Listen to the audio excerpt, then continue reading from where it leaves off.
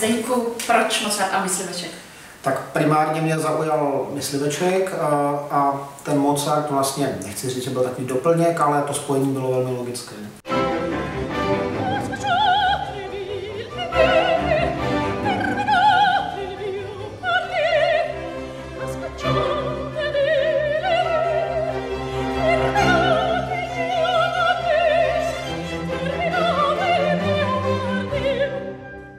Mně se strašně líbilo, že si použil výsek 10 let, jednu dekádu tvorby obou autorů.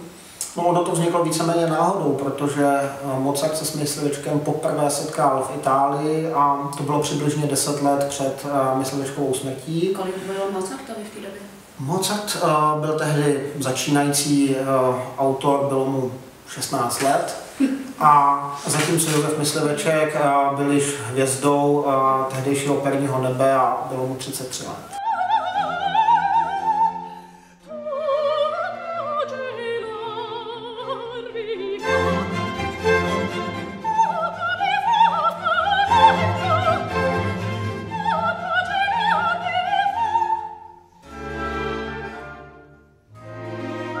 Takže vlastně tahle dekáda dala název našemu CD. Dala, i když první můj nápad byl Del Pellegrino u Poutníka. Tam, kde se setkali poprvé. Přesně tak, ale nakonec asi málo kdo to ví. Já jsem zavrhla hned na začátku. Já myslím, že těch protihlasů bylo víc. No ano, těch nápadů a verzí a na dekádě jsme se nakonec shodli. Určitě je to asi ten nejlogičtější název.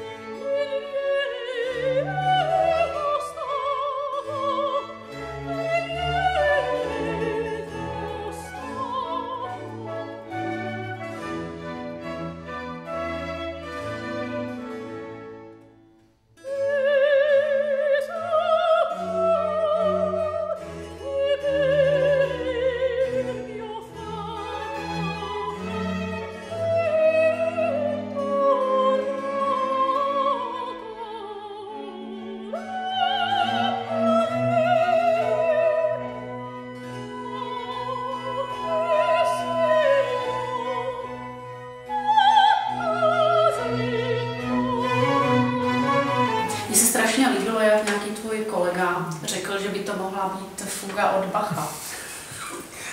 To je pravda.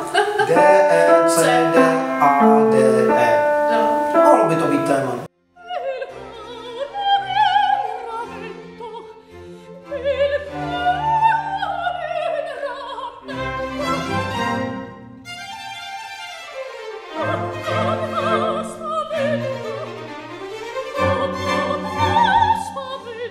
Celá řada těchto árií byla spartována a nahrána na tomto CD ve světové premiéře. Mě by zajímalo, jak se ti k těm áriím přistupovalo? To bylo hezké, protože vlastně půl roku před natáčením si už naplánovala první zkoušky s Heroldovým kvartetem a seznamovali jsme se s tou muzikou společně a to bylo velice zásadné pro mě, protože najednou jsem tam objevovala jiné souvislosti, jako bych je objevovala sama u piana a kdybych to hledala o samotě, takže mi se to strašně líbilo a bylo to pro mě jednoduché a logické.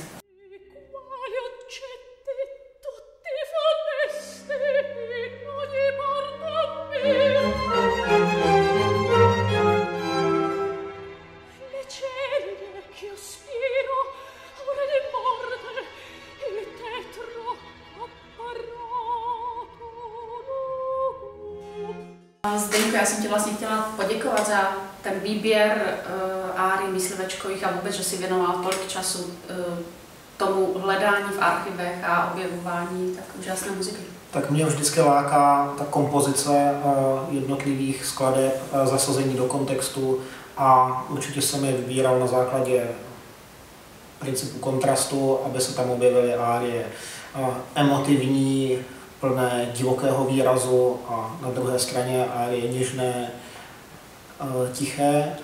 To jsme vlastně pak, ty jsi mi přines štos Štos áry a v prosinci jsme to nějak vybírali. Vybírali jsme snad asi z 50 árií. To bylo docela náročný. Bylo toho hodně, ale myslím, že nakonec to docela hezky vykrystalizovalo a i ty árie, které jsou od Mozarta, do této dramaturgie pěkně zapadají.